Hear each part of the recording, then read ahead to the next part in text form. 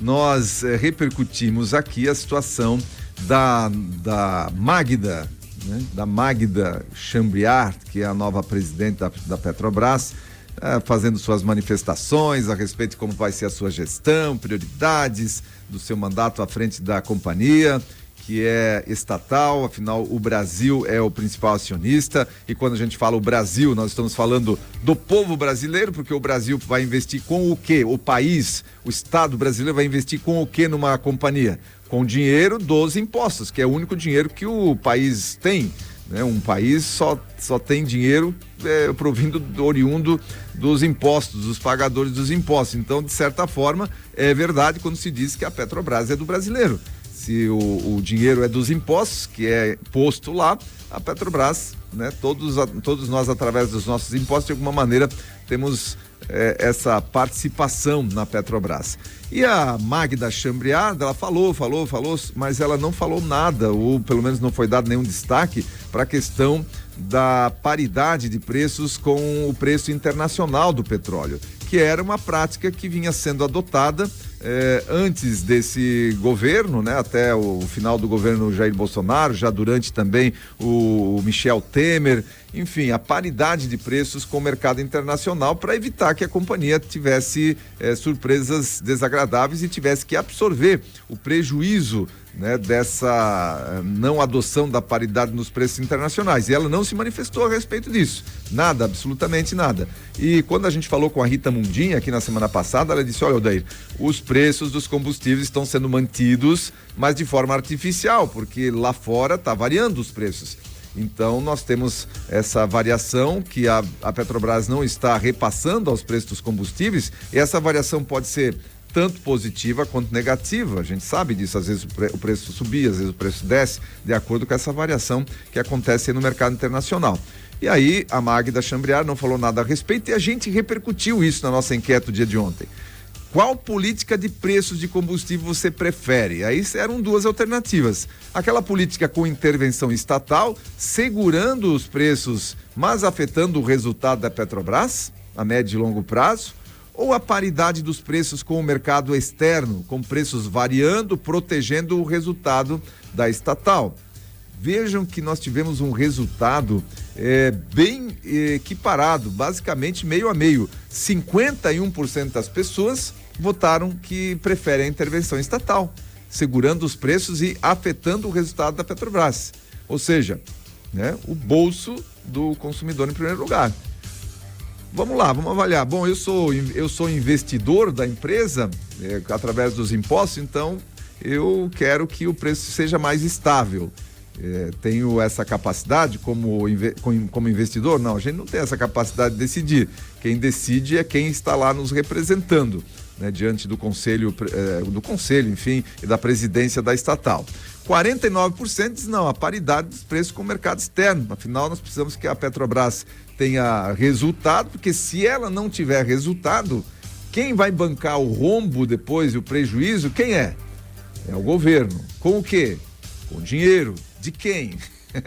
Do pagador de impostos. Então, se tiver prejuízo, a gente deixa de pagar aqui, né, com o preço do combustível, mas vai pagar lá na frente com os rombos, com os prejuízos, coisa que a Petrobras já teve, né, muito prejuízo por conta dessa má gestão na empresa, que a gente espera que não volte a acontecer tão rapidamente. Então, ficou muito equilibrado, e aqui foi uma questão que foi suprapartidária, supra-ideológica, porque certamente nesses 51% aqui tem gente da esquerda, tem gente da direita, tem gente do centro que votou nessa opção, assim como nos 49% que votaram na paridade de preços com o mercado internacional. Então, vejam que foi uma pauta que foi suprapartidária, supra-ideológica.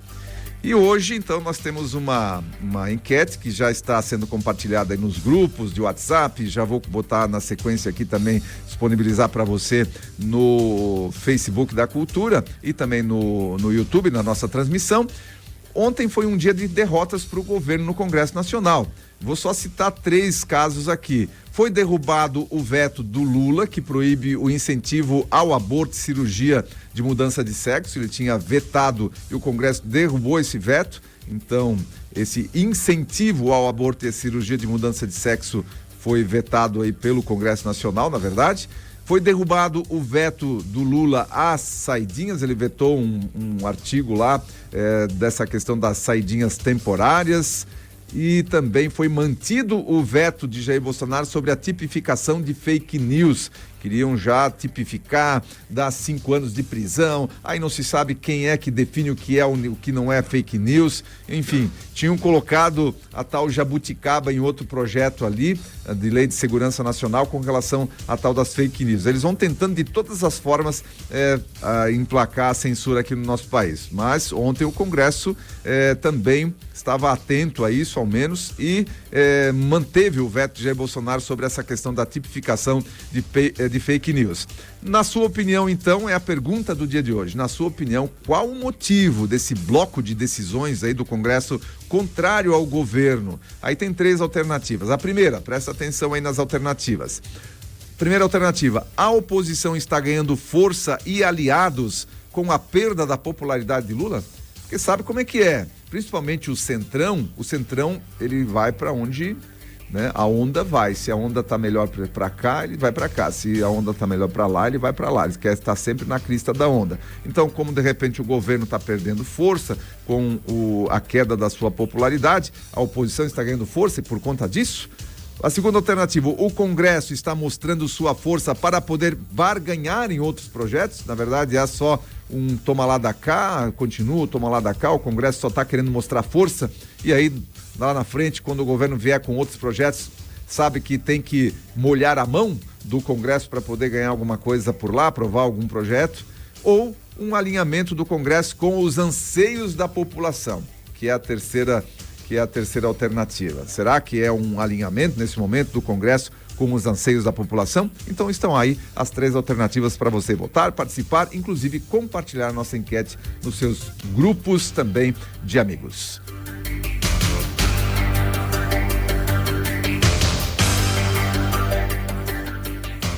Olha, vamos continuando aqui com o nosso giro de notícias. Casa do Poeta Lindolf Bell realiza circuito de palestras em escolas. A Casa do Poeta Lindolf Bell apresentou nas 2 últimas semanas um circuito de palestras que percorreu as 5 unidades de ensino médio em Timbó. A atividade foi proposta pelos profissionais que atuam na casa como parte da programação da Semana Nacional de Museus, que neste ano teve como tema Museus, Educação e Pesquisa. As palestras aconteceram na Escola Júlio Scheidmantel, também Rui Barbosa, o SEDUP, SEJA e CETISA. O objetivo das palestras foi apresentar as potencialidades de ensino e pesquisa que o Centro de Memória Lindolf Bell oferece. O Centro de Memória é o setor da Casa do Poeta responsável por conservar e difundir a documentação referente à vida pessoal e profissional de Lindolf Bell. Ao todo, mais de 400 alunos assistiram à palestra, que foi ministrada pelo atendente e coordenador do espaço, professor Miguel Rodrigues, auxiliado pelos demais colaboradores da casa. Bem, né, o nosso pessoal aí dos museus e da nossa Fundação de Cultura, sempre com atividades que é importante, manutenção da nossa cultura, da nossa história, e levar isso para as crianças ou os adolescentes da escola, porque hoje as crianças estão precisando tanto disso, né? Tanto de atividades diferenciadas, atividades que tragam para elas a história da nossa cidade, a história do nosso povo, e para que elas possam sair daquele dia a dia, daquela rotina das matérias escolares normais, que são necessárias também, mas que possam também conhecer um pouco mais da nossa cidade e da história da nossa gente. E tem aqui na cidade de Timbó também inscrições abertas para a 5ª Meia Maratona. Estão abertas as inscrições para a 5ª Meia Maratona do município, que acontece dia 23 de junho, lá no Parque Henrique Paulo. A largada será às 7 horas da manhã. Serão 3 modalidades: 21 quilômetros individual, 21 quilômetros revezamento em duplo masculino, feminino e mista, e 5 quilômetros individual. As inscrições do primeiro lote seguem até o dia 4 de junho, portanto, semana que vem já encerra o primeiro lote, e do segundo até o dia 17 de junho. Elas podem ser feitas pelos sites KW Eventos Esportivos e Catarina Run.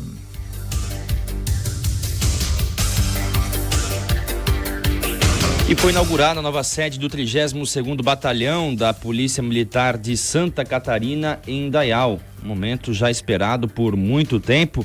Foi inaugurado no dia 27 de maio, segunda-feira, o novo quartel do município de Indaial, e que será a sede do 32º Batalhão de Polícia Militar. A nova sede, que pertence ao 7º Comando Regional da Polícia Militar, tem como fonte de recursos o governo do estado de Santa Catarina, através do Fundo de Melhoria da Polícia Militar, no total de R$ 1.392.775,97. Serão atendidos os municípios de Indaial, Apiúna, Ascurra, Rodeio, Benedito Novo, Rio dos Cedros, Pomerode, Timbó e Doutor Pedrinho, como já vem acontecendo. O evento contou com as presenças do comandante-geral da Polícia Militar de Santa Catarina, o coronel Aurélio José Pelosato da Rosa, também o subcomandante-geral, coronel Alessandro José Machado, o comandante do 7º Comando Regional da Polícia Militar, coronel Alexandro Cravo Kaufeld, também o comandante do 32º Batalhão de Polícia Militar, que já esteve aqui com a gente também, o tenente-coronel Mário Elias, e representando a Secretaria de Segurança Pública, esteve presente o chefe de gabinete, coronel da Reserva Remunerada, José Haroldo Schlichting, é um sobrenome diferente, né? Schlichting, isto. Então foram essas as presenças, as autoridades lá na inauguração da nova sede do 32º Batalhão da Polícia Militar.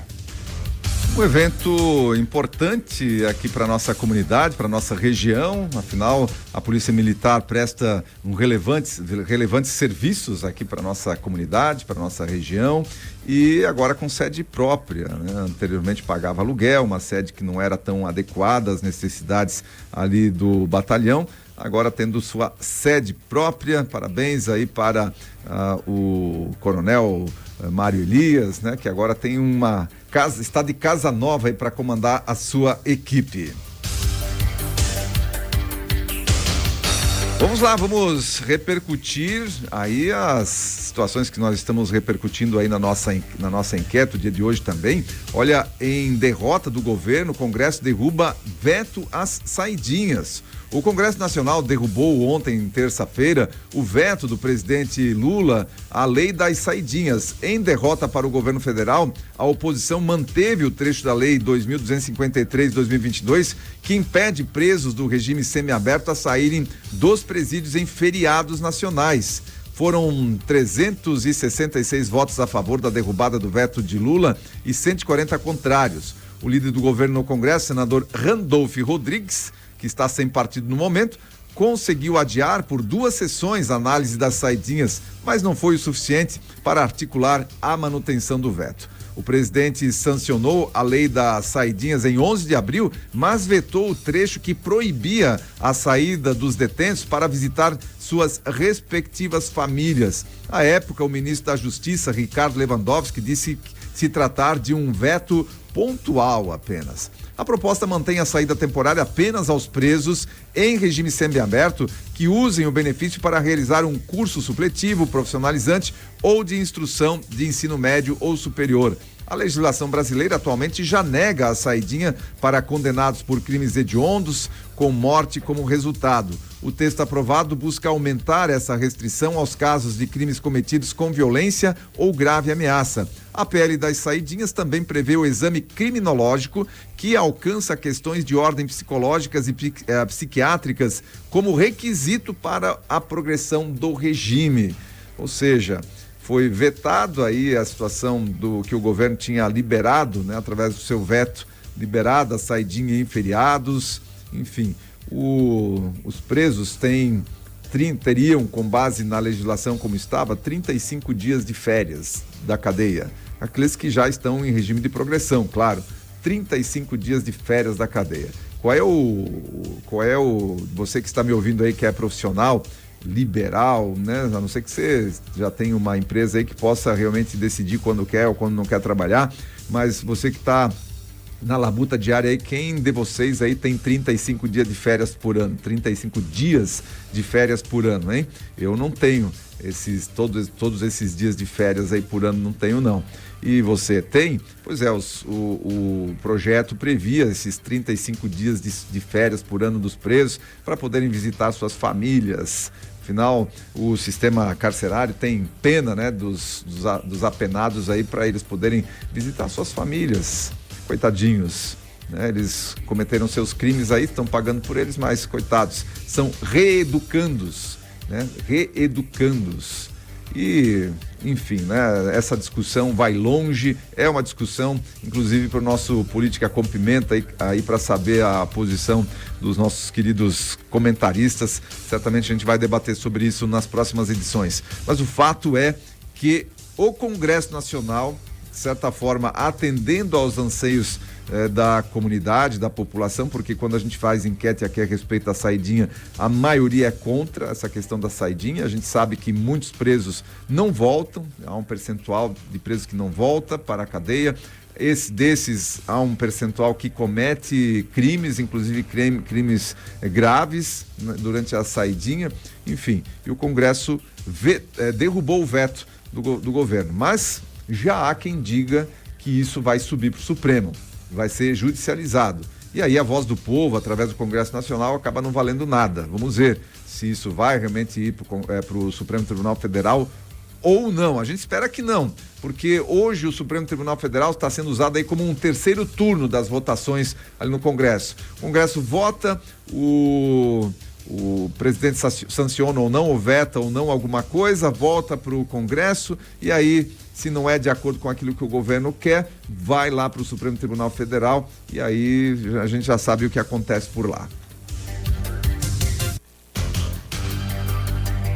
Olha, em vitória para a oposição, o Congresso mantém veto de Bolsonaro sobre tipificação de fake news, né? Continuando aqui as notícias sobre o Congresso. O Congresso Nacional manteve nesta última quarta-feira, dia 28, o veto do ex-presidente Jair Bolsonaro a um dispositivo da Lei de Segurança Nacional que previa a tipificação do crime de comunicação enganosa em massa, ou seja, disseminação de fake news, com pena de até 5 anos durante o período eleitoral. A Câmara manteve o veto por 317 votos a favor, 139 contrários e 4 abstenções. Desse modo, o Senado não precisou analisar a matéria. Além desse dispositivo, outros 7 trechos vetados também foram referendados. Entre eles está um que pune quem impedir o livre e pacífico exercício de manifestação e outros 2 vetos que, segundo o líder da minoria no Congresso, Flávio Bolsonaro, podem inviabilizar o trabalho dos policiais e facilitar as invasões de terras. Advogado constitucionalista e especialista em liberdade de expressão, André Marsiglia, avaliou que a eventual derrubada do veto de Bolsonaro à tipificação de fake news traria uma insegurança jurídica séria para o Brasil. Além disso, segundo o advogado, a pena prevista é desproporcional e irrazoável. Mais uma situação aí de vitória, vamos dizer assim, né, para a questão da liberdade de expressão, porque essa questão das fake news, a gente tem que tomar cuidado sempre com isso. Ninguém é favorável a fake news. Nós temos a capacidade também de observar. E como isso está sendo amplamente divulgado, falado sobre isso, o que acontece? A população está ficando ligada também nisso. Porque você recebe, hoje, vamos lá, um tempo atrás você recebia uma informação, muita gente recebia alguma coisa ali no Facebook ou no WhatsApp e já dava isso como verdade absoluta, e já começava a replicar e tal. Hoje a gente já vê um posicionamento diferente das pessoas. Elas repassam alguma coisa, pô, será que isso é verdade? Isso aí é sério, hein? Será que isso é verdade? Já vem com a pergunta junto quando compartilha. Será que isso é verdade? E aí começa-se a buscar informação, e a gente sabe hoje, com o advento da inteligência artificial, muita coisa pode ser manipulada aí, enfim. Então é algo que não tem saída, né? Não há como retroagir, não há como não existir mais as redes sociais e não serem mais compartilhadas informações, e vem informação verdadeira, vem informação falsa, e a gente cada vez mais vai ter que ter a capacidade de se proteger disso. Através do quê? Da nossa própria mente, né? Nossa própria inteligência, olhar para aquilo e pensar, bom, será que isso é verdade? Eu não tenho a fonte, vou atrás, se eu conseguir a fonte real da informação, eu compartilho, senão nem compartilho aquela, às vezes, bobagem, né? Que vem ali também na internet. Então essa questão das fake news, querem criminalizar as notícias falsas, mas principalmente quando se fala contra o sistema. Essa é a real. Essa é a real. E aí a gente vê você está vendo, está acompanhando em cadeia nacional uma propaganda que o governo está fazendo com relação ao que ele está fazendo no Rio Grande do Sul. Eles estão bancando com dinheiro público propaganda para mostrar o que está sendo feito no Rio Grande do Sul, porque precisa fazer propaganda, não basta fazer, tem que fazer propaganda.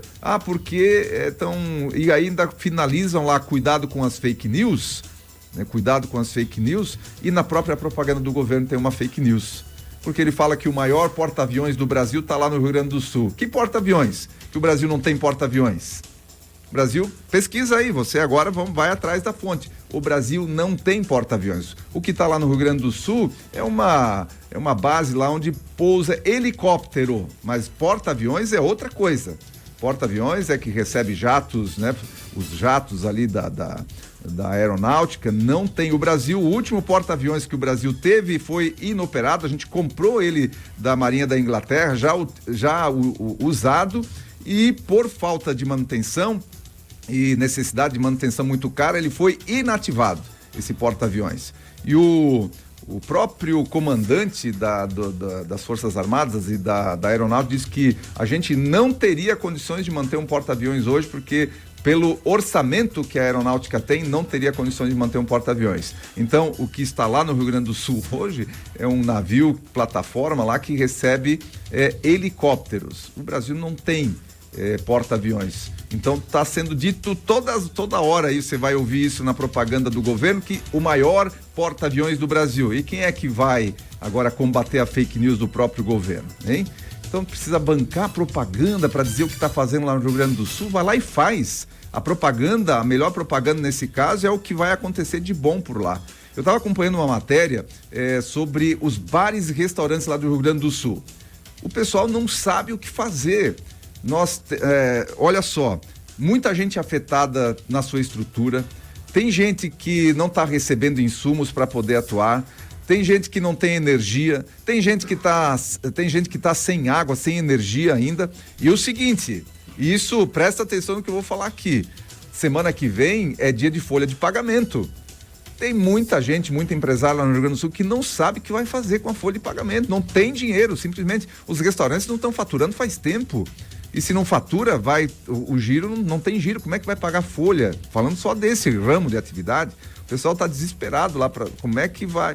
Nem na pandemia, eles falaram lá, a pandemia foi difícil, mas ainda tinha o delivery, a estrutura estava ali, a hora que começou a retomar era só fazer a coisa acontecer novamente. Agora, dessa vez, tá terrível para eles. E sabe o que o presidente do órgão que representa os bares e restaurantes falou? Olha, na pandemia, depois que foi feita a reunião aqui, 3 semanas depois, já estava editada a medida provisória e o dinheiro que era de auxílio aí para o setor já estava disponível 3 semanas depois.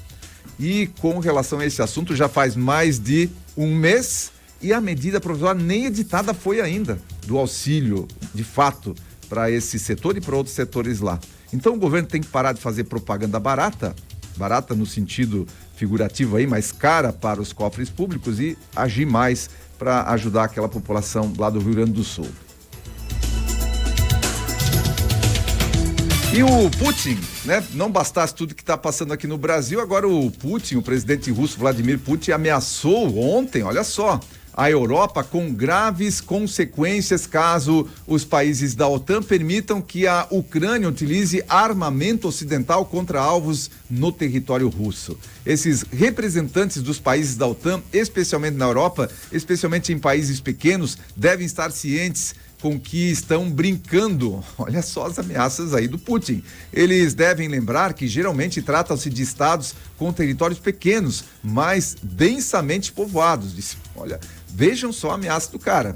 Ele disse, olha, esses países, eles devem lembrar com quem eles estão brincando. Vocês são países pequenos, mas tem muita população. Vocês valorizam a população de vocês, a vida da população de vocês. Dá para entender nas entrelinhas o que ele está falando aqui. Ele falou numa coletiva de imprensa no término da sua visita ao Uzbequistão.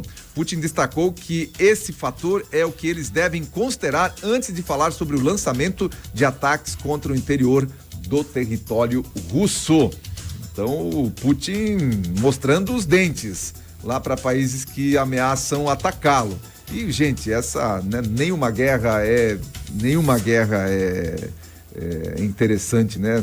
Não se defende guerra nenhuma aqui, e nem lá de Israel contra Gaza ou nada, né? Nenhuma guerra é produtiva, nenhuma guerra é positiva.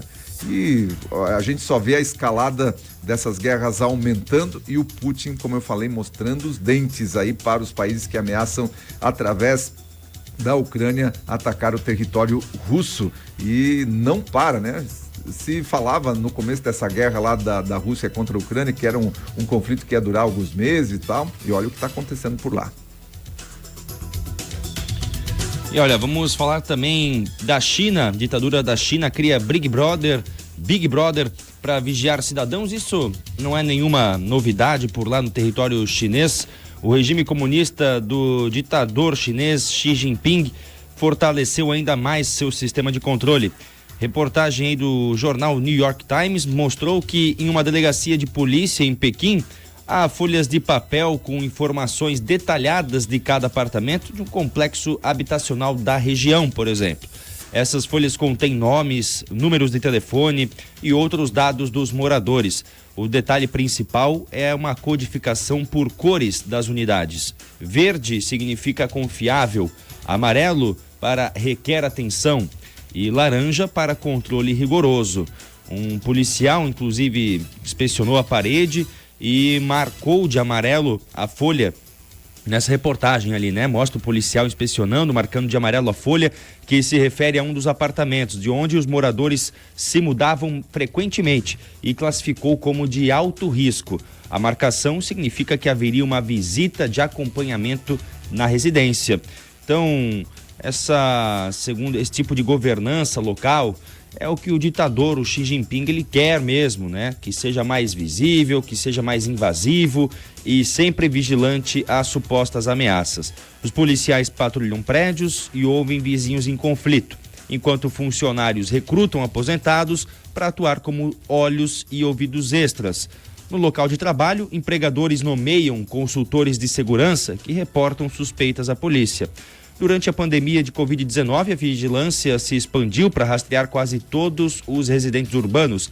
Agora, Xi Jinping quer tornar esse controle permanente e mais abrangente ao integrar o partido na vida diária para evitar qualquer mínimo problema. Pequim faz pressão para expandir rapidamente esse sistema e encoraja governos locais a contratarem mais trabalhadores para vigiar as áreas designadas.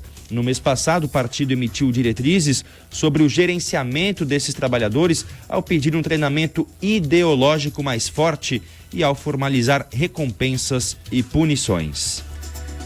Olha, se você assistir algum filme sobre o nazismo, por exemplo, você vai ver que isso acontecia lá contra os judeus. O pessoal recrutava pessoas e ficavam controlando, ficavam fazendo o que está sendo feito e sendo incentivado pelo Xi Jinping lá na China. Ou seja, tem o Big Brother, ou seja, você não pode fazer nada que seja contra o regime, não pode falar nada a respeito do regime, porque alguém está de olho em você e alguém vai dedurar você. E se você for dedurado, aí vem o sistema de recompensas para quem dedura e de punições para quem foi dedurado. Essa é a ditadura da China, que economicamente, quem vai para lá se surpreende com como a China age na parte da economia, de uma forma mais liberal na economia, porque sabe que a população precisa e a própria China precisa para sobreviver, precisa do desenvolvimento econômico, então a China tem um ar de mais liberdade econômica. Para quem visita lá fica surpreso, não parece que está na mesma China que a gente está falando aqui, por exemplo, da ditadura chinesa, mas quando se fala da questão política, o Partido Comunista lá 300 anos no poder e vai ficar. E agora essa situação aqui, que já foi extremamente utilizada na pandemia, o Xi Jinping quer estabelecer para permanecer. Aquela coisa assim que chega só por uma determinada situação, mas agora foi confortável. Vamos manter e inclusive recrutar mais dedos duros para entregar um ao outro, e aí um sistema bem interessante de recompensas e punições. A recompensa e as punições é que a gente não sabe o que é, principalmente as punições. Que tipo de punições para aqueles que são dedurados? Essa é a ditadura chinesa. Olha, tem um livro chamado 1984, do George Orwell, onde ele...